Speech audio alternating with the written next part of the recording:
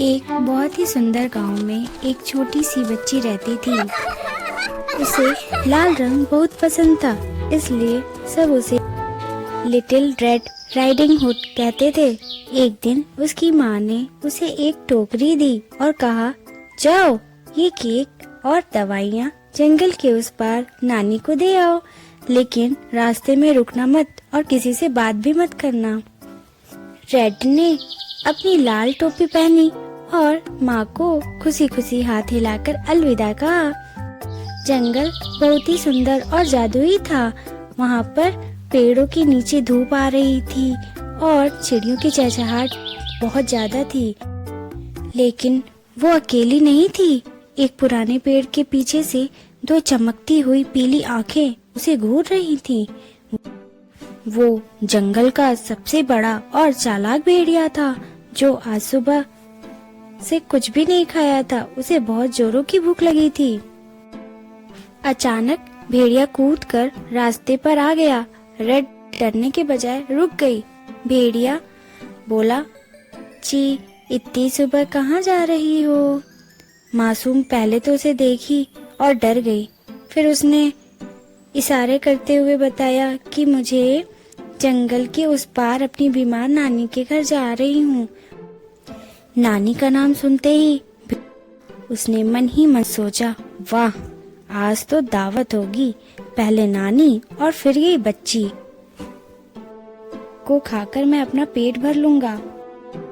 उसने अपनी नुकीली उंगली से एक अंधेरे रास्ते की तरफ इशारा किया और झूठ बोला, अरे वो देखो, वो वाला रास्ता छोटा है, वहाँ से जाओगी तो जल्दी पहुँचोगी। रेड उसकी बातों में आ गई। उस रास्ते पर बहुत सुंदर सुंदर जंगली फूल खिले थे। रेड रास्ता भूल गई और नानी के लिए गुलदस्ता बनाने के लिए फूल चुनने लगी। वो जितनी देर वहाँ रुकती, भेड़िया के लिए उतना ही अच्छा था। इधर रेड फूल चुन रही थी, उधर भेड़िया इतना जोर से भागा अपने ताकि रेड से पहले नानी के घर पहुँच सके। हांफते हुए वो नानी के प्यारे से लकड़ी वाले घर में पहुंच गया। फिर एक गहरी सांस ली और उसने अपने बड़े और रोएदार पंजों से बहुत ही शराफत से दरवाजा खटखटाया। दरवाजा खुला। सामने उसे विशाल भेड़िए को देखकर उनकी चीख निकल गई। उनकी आंखें डर के मारे फटी की फटी रह गईं। इससे पहले कि नानी भाग पाती, घर में भगदड़ मच गई।